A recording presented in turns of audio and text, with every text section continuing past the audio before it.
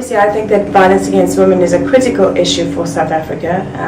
We have some of the highest rates of violence in the world, and that not only affects individual women in and of themselves, but it affects families, it affects children, it affects children's ability to learn, it affects children's ability to understand what it means to live in a violence-free society. And so that has a terrible knock-on effect. When we think of domestic violence, we think of it happening between one perpetrator and one victim.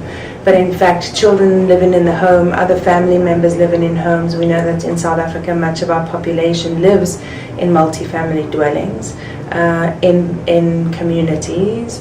The knock-on effect of the experience of violence is very significant. I think in South Africa we've become so immune to violence that we're not surprised when we see graphic images, when we hear terribly graphic stories. And I think that we don't often account for the way that those cumulative effects weigh on South Africans. In terms of sexual violence, I think we live in a culture of rape. I think we are no longer surprised when we know somebody who's been the victim of sexual violence.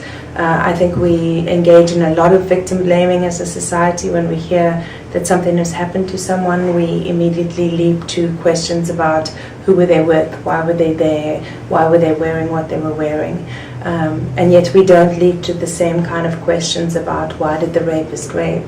Much of our prevention messaging is about protecting yourself from sexual violence, whereas I think I would certainly like to see the message shifting to how can you prevent yourself from being an offender of sexual violence. So I think that all of that, all of the combined kind of complacency with which we've just come to accept the levels of violence that we experience, for me is problematic, and I think we need to open a conversation about how we move towards preventing that violence rather than always responding. I feel like it's become much more usual for us in debates. If you think of when the Anine Boyson's case happened, people called for harsher sentences, bring back the death penalty, castrate rapists, all of these, what are the police doing? Reinstate sexual offences courts, and those are all part of the response. But I think there is a pre-step to that, in that what are we doing to prevent the violence in the first place? And for me, that's where our conversation critically needs to move. So for me, 16 days is always something that I feel very conflicted about. On the one hand, I really celebrate the fact that we do have 16 days where we do try to be more mindful of the situation within which most South African women find themselves.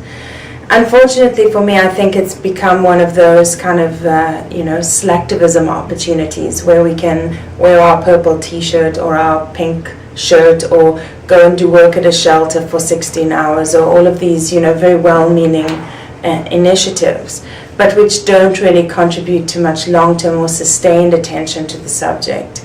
I really wish people would be more mindful of what they, on an everyday basis, as one individual person might be able to do in shifting some of those norms that are so accepting of sexual violence or violence against women.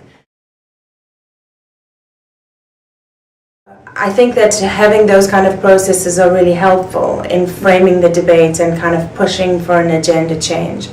I think the problem, though, is in cascading that down to a very real level. What have the SDGs or the MDGs actually meant for women who are living in contexts of violence? I don't think they've meant much. In terms of being able to push government to make good on commitments that they've made, I don't think they've been especially helpful. One of the key problems, I think, is that there's an inability to be able to take information from kind of, that's generated, for example, by service providers, by NGOs, by civil society, and really translate that into a policy platform that happens at such a high level.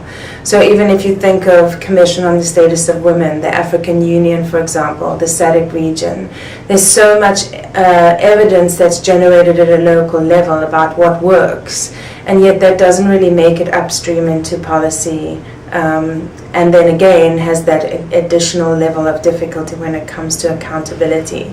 So in terms of really, pushing governments to stand by commitments, to make commitments real, to ensure that there's sufficient budgeting for the kinds of commitments that they've made, the kinds of programs that they hope to see, the kind of change they hope to see.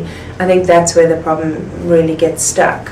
And I think it's very unclear as to how we as civil society push that agenda anywhere, not even in a positive direction. I feel like there's really been a shutdown of access and opportunity. So while as civil society we are always in essence preaching to the choir between and among ourselves, there really doesn't seem to be any kind of inroad for that evidence into kind of government thinking and into making any change.